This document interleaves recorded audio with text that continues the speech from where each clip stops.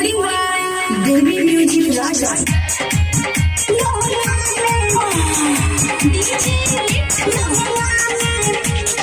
Raja Patoni.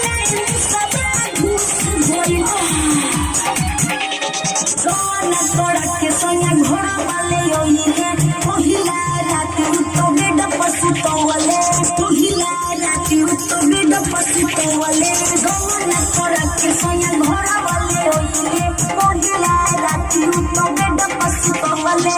दारू जपी के उठ सूत गई दारू जपी के उठ सूत गई घर बाके दिया भूत गई लहुना घोड़वा के दिया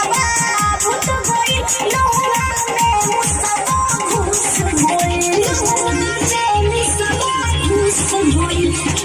राजा पटिया भूत गई लहुना में मुसबा घुस गई रिकॉर्डिंग देवी म्यूजिक राजा को सोल दुनिया रही सोलो के जवानी घुस के कोई छेद खानी कोई छेद खानी फसल दुनिया रहे सोलो के जवानी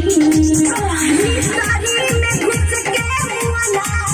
कोई छेद खानी कोई छेद खानी रोटिया में सखी हम कोई माना रोही रोही सैया हमर मारल ताना से रोटिया पे रूस गइल घरवा में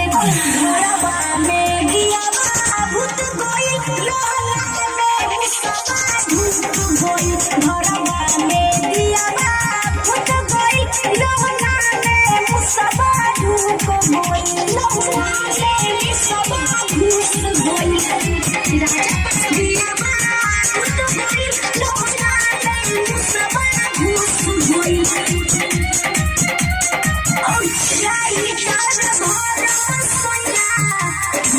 परेशान हो नीरज पे दर्दी देवरा देले बनिसान हो देले बनिसान हो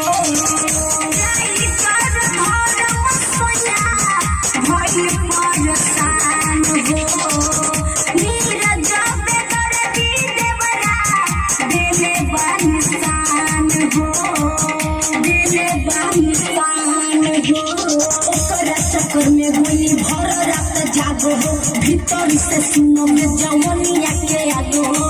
कहे राधिका सब जुबाइल घरवा में दिया भूत गइल लोहना में मुसबा ढूक गइल घरवा में दिया